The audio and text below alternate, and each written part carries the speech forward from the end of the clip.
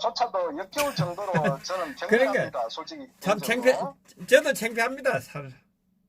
자, 그럼에도 불구하고 제가 왜 이제 유승민이 최근에 언론에서 12월 신당 창당한다고 이제 발표를 했어요. 예, 그런데 우리가 알고 있어야 되는 앞으로 이제 총선을 앞두고 예, 이 정치권에서 굉장히 정치공학적으로 많은 술수가 벌어집니다.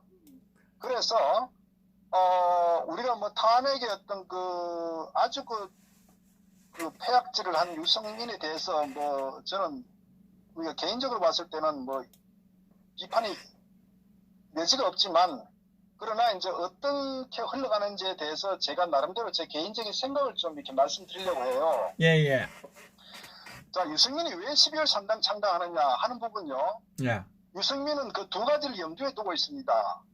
하나는 지난번에 중앙일보와의 인터뷰에서 자유한국당과의 합당의 세 가지 조건을 유승민이가 제시했다. 그것은 첫 번째가 탄핵을 인정해라, 이거였고요. 가장 큰 허드가 이슈가. 예, 그래서 자신의 정치적 어떤 지난 결정이 문제가 없었고 정치적 어떤 생명을 지속하기 위해서 가장 중요한 게 탄핵에 대한 부분을 이제 공식적으로 자유한국당이 인정을 하면은 합당했다. 이거는 자기 정치 생명과 관계되기 때문에 하나의 명분을 자기가 이제 던진 거예요. 예, 그래서 이제 어쨌거나 화두를 던져가지고 그렇게 되면 자유한국당 내 어떤 현재 이 탄핵 찬성파와 반대파의 어떤 세력 어떤 혼재된 상태를 일거에 탄핵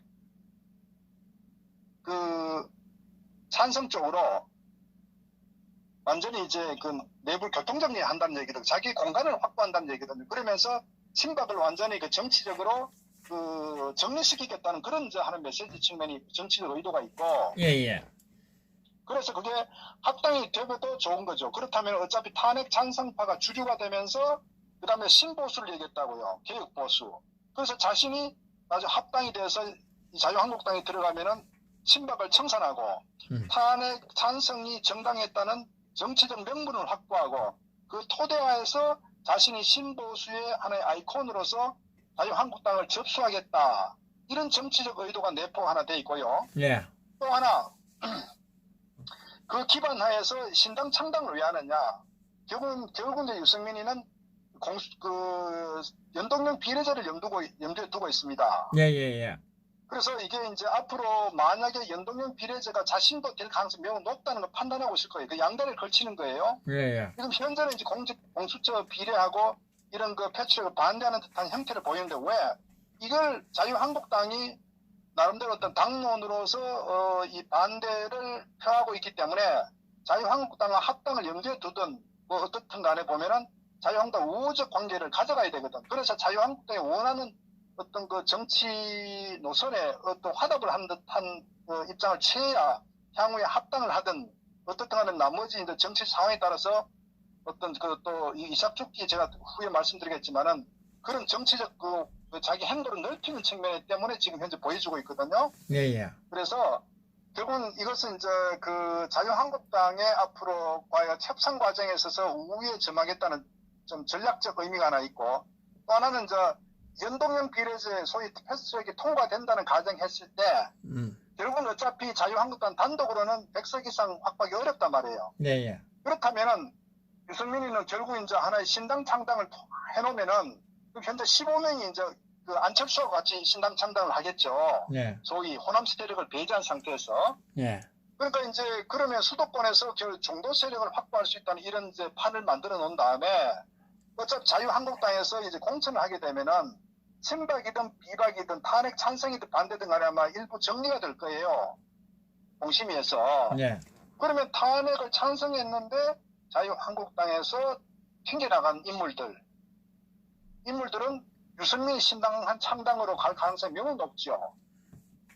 그러니까 현재 15석이 된 상태에서 자유한국당이 앞으로 연말 총선 어떤 공천 개혁 작업을 해가지고 어차피 현역 부분을 뭐 한 50% 이상 물갈이 하지 않겠어요? 최소한도? 예.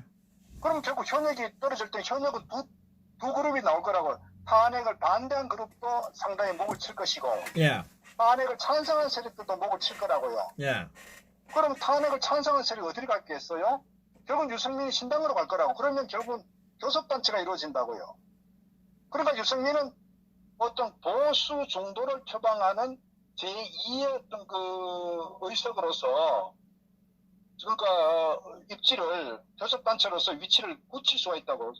유승민이 지난 국민의당이나 바른미래당 갔을 때는 어쨌거나 이제 교섭단체 됐다가 이제 다시 뭐 그 호남 세력들이 떨어져 나가면서 뭐 상당히 세가 줄었는데 이번에는 자유한국당에 이 공천 탈락한 의원들을 규합해가지고 소위 이제 개혁 보수란 기치를 내걸고 자신들의 어떤 깃발을 들면서 이 아마 이 원내 교섭단체 구성을 하는 이런 형태로 아마 갈 거예요. 그것은 이 연동의 비례제를 염두에 두고 있기 때문에 그러니까 상당히 이제 그런 큰 정치적 꼼수를 갖고 있는 거예요. 그래서 네. 이제 유승민 같은 경우는 어떻게 보면 앞으로 이런 그 신당 창당의 배경 자체가 자유한국당은 만약에 이 패스트트랙이 실패한다고 하더라도 이 자유한국당 합당을 위해서 결국은 이런 정치적인 어떤 스탠스를 취하고 자기 몸값을 올리기 위해서 한다. 그래서 뭐 특히 황교안 같은 경우도 어떻게 보면 이제 패스트트랙을 무산시켜야 되고 무산시키는데 유승민이가 필요하거든요. 원군을. 그리고 어떤 그 소위 보수 대연합이라는 이런 그 명분하에서 유승민과 계속적으로 교감을 갖고 또 뭐 자유한국당의 탄핵 찬성 세력들, 특히 김무성계를 중심으로 이 세력과 충분히 교감하여서 지금 이렇게 이루어지고 있기 때문에 유승민 입장에서는 사실은 매우 어떤 정치적으로 유리한 환경을 만들어가고 있다. 저는 그렇게 봅니다. 그것이 이 정치인들의 어떻게 보면 정치공학적인 접근 방식으로 지금 가고 있다. 이걸 이제 우리가 알아야 되고, 자, 그건 그렇지만 유승민이라는 인물에 대해서 큰 원죄는 결국은 이 얼마 전에 오늘도 뭐 손학규가 그런 얘기했죠. 유승민을 보면서 기회주의자라고 했습니다. 그리고 한때 박 대통령의 비서실장을 했으면 배신을 때렸다고 했다고요. 노골적으로 손학규는 유승민에 대해서 그 어떤 그 정체성에 대해서 신랄한 비판을 했다고. 어떻게 보면은 같은 이 좌파적 가치를 가진 손학규나 뭐 유승민 같은 전부 다 사실 뭐 끼리끼리 인물들이죠. 뭐 손학규도 네. 뭐 기레기 정치인이고, 그러니까 유승민 같은 보세요. 자유한국당 탈당해 새누리당 탈당했다가 국민의당 창당했죠. 또 국민의당 탈당했다가 바른미래당 또 창당했죠. 또 12일도 또 탈당하죠. 또 신당 창당하죠. 그러다가 자유한국당 또 합당하려고 하죠. 그러니까 이게 기러기가 이 짧은 시간에 이 탈당 창당, 탈당 창당, 탈당 창당 합다. 이게 이 인물이 유승민이란 말이에요. 그러니까 제가 정말 정신이 정말 상식이 있는 국민이라면은 이런 유승민이라는 이 자에 대해서 예. 냉정한 평가 판단을 해서 이런 인물들은 정계 퇴출을 시켜야 되는 거예요. 그러니까 탄핵과 관계없이도 이렇게 온탕냉탕 자기가 뭐라고 새누리당 탈당하고 힘을 뱉고 온갖 비판 험담을 하고 튀어나갔다가 이제 무슨 명분으로 다시 복귀해서 합당해. 그러니까 이런 자 때문에 대한민국의 정치가 이렇게 몰락한 거예요. 보수파가 이렇게 사라진 거예요. 그러니까 이런 부분에 있어서 정말 정상적인 국민이라면은 이런 인물은 퇴출시켜야 될 대상이지 여기에 지지를 보낸다. 저는 그것은 냉정히 개돼지다. 저는 그렇게 주장합니다. 그렇기 때문에 정치권들이 이용당하는 거예요. 그래서 유승민이라는 인물은 우리가 저 실체 그리고 주장하는 것도요. 보수파 아닙니다. 지난번에 제가 말씀드린 유승민이 주장한 것은요. 중도 정의와 이 평등이라는 공정이라는 걸 그러니까 좌파가 어떤 기치를 내는 이런 사회주의적 좌파적 어떤 정치 이념을 유승민이 지향하고 있다고요. 그러니까 유승민은 우파가 아니에요. 그런 실체는 우리가 보수 우파에서는 정확히 좀 깨뜨렸으면 좋겠고, 그리고 중도를 표방한다고 하는 국민들도 이런 그 탈당 창당을 되풀이하고 이념도 가치도 정체성도 애매한, 그리고 정치적으로 자기가 모셨던 분을 뒤에서 칼로 난자를 한 이런 인물은요, 인격적인 사이코패스다. 저는 그렇게 주장하기 때문에 유승민의 실체에 대해서 우리가 정말 국민이라면은, 대한민국 국민이라면은 정확히 좀 인식하고 정계 퇴출시키는 어떤 그런 운동을 해야 될 대상이지 절대적으로 한 명도 지지를 보내면 안 돼요.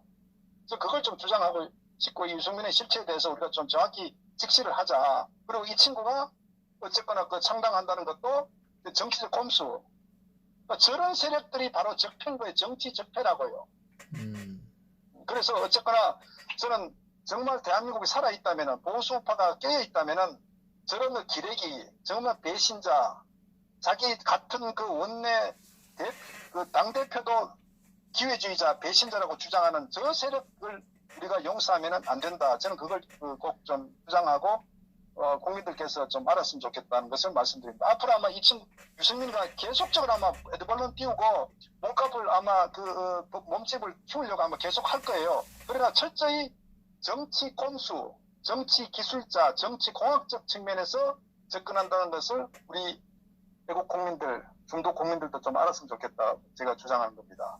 야, 뭐 정치적으로 지탄의 대상이지만 뭐 탈당, 창당, 탈당, 창당, 탈당, 창당, 합당. 스펙이 대단한데요. 참, 이 정치판이 이 정도니 뭐, 예, 다음 주제로 넘어가겠습니다. 네네.